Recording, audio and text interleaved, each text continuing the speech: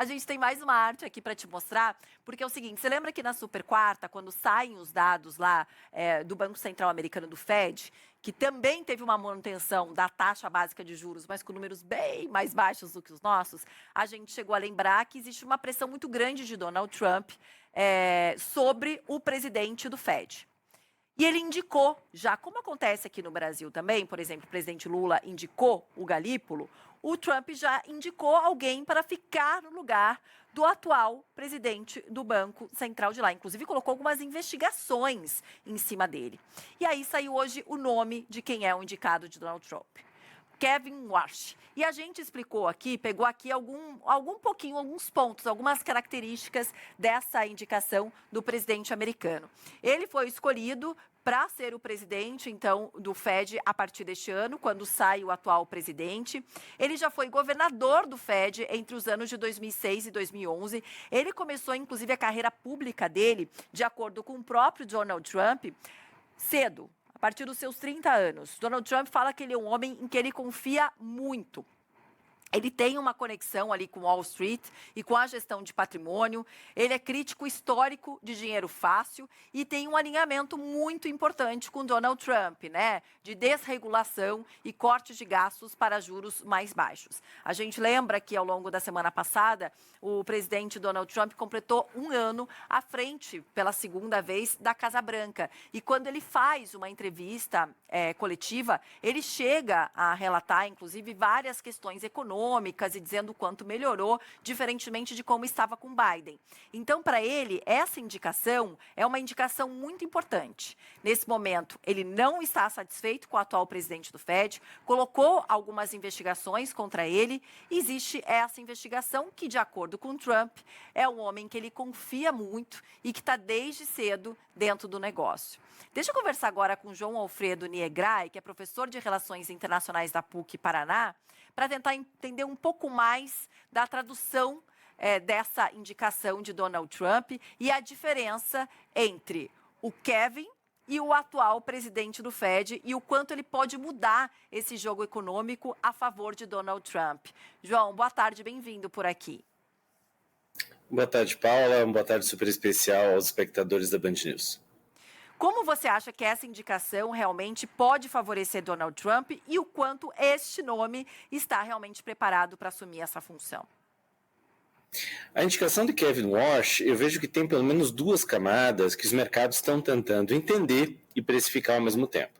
Primeiro, é o tipo de política monetária que ele tem de defender. E segundo, o que essa escolha sinaliza sobre o grau de pressão política da Casa Branca sobre a autonomia do Fed. O impacto global nasce dessa combinação e não apenas do nome de Warsh em si. Falando do Kevin Warsh, o Warsh é um insider do sistema.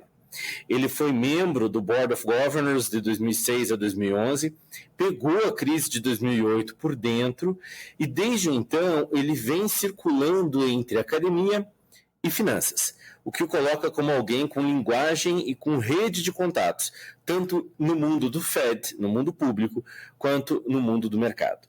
Isso ajuda a explicar por que parte do mercado o enxerga como menos radical do que alternativas mais abertamente politizadas.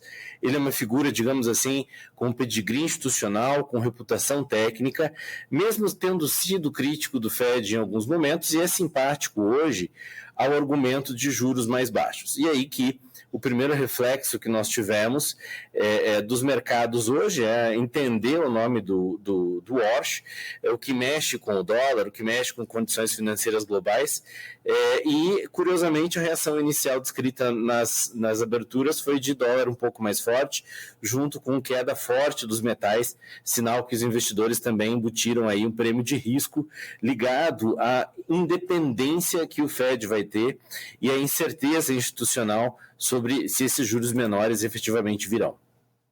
Agora, o quanto, porque a gente sabe que, por exemplo, aqui no Brasil existe essa indicação também para a presidência do Banco Central, mas a ideia é só uma indicação, mas uma independência. Tanto que mesmo com a pressão do presidente Lula, Garípulo tem mantido a taxa Selic do patamar de 15%. E a gente sabe que existe uma pressão do governo federal para que essa queda aconteça o quanto antes. Lá nos Estados Unidos, como é que funciona essa pressão e como é que funciona essa credibilidade desse nome indicado pelo presidente americano, já que Trump também faz a pressão pela queda da taxa de juros, num patamar muito menor do que o nosso aqui do Brasil, não existe nem comparação, mas que na última quarta-feira o Fed acabou mantendo a taxa e cortando ali, encerrando com uma sequência de queda. A comparação é muito boa, porque à primeira vista, Brasil e Estados Unidos até parecem semelhantes, mas o desenho institucional e o grau de blindagem política são bastante distintos. No Brasil, o presidente do Banco Central é indicado pelo presidente da República e é aprovado pelo Senado, e desde 2021 o Banco Central passou a ter autonomia formal com um mandato fixo de 4 anos para o presidente, que não coincide com o mandato presidencial. O que significa que mesmo com pressão política, que sempre existe, o presidente não pode demitir o chefe do BC por discordar da política de juros. Nos Estados Unidos, o modelo é um pouco mais complexo e, por isso, também mais vulnerável a pressões indiretas, porque o Federal Reserve é composto por um conselho de 7 governadores, que são 7 membros com mandatos de 14 anos, e um presidente que é escolhido dentre esses governadores, Então, o presidente dos Estados Unidos indica os governadores e também indica quem vai ser o chair, quem vai ser o presidente. Ambos com aprovação do Senado. O mandato do chair é de 4 anos e a tradição institucional sempre foi de recondução automática, independente de quem estivesse na Casa Branca. E foi isso que criou, historicamente, uma interdependência, uma independência de fato, mesmo sem uma blindagem legal tão explícita como a brasileira atual. E formalmente, o presidente dos Estados Unidos não pode demitir o presidente do Fed por discordância de política monetária. Mas há canais de pressão muito mais fortes do que no Brasil, como pressão pública direta, que foi o que Trump fez, aí rompendo um tabu histórico ao atacar nominalmente o presidente do Fed, ameaça de substituição estratégica, e, por fim, uso de instrumentos paralelos do Estado, como investigações, questionamentos orçamentários e aí pressões via Congresso ou mesmo Departamento de Justiça.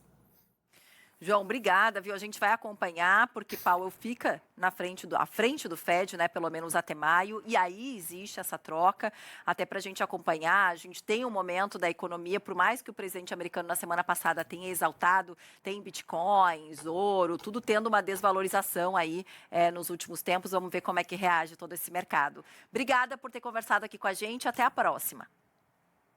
É sempre uma alegria, um forte abraço a vocês e aos espectadores da Band News TV. Obrigada.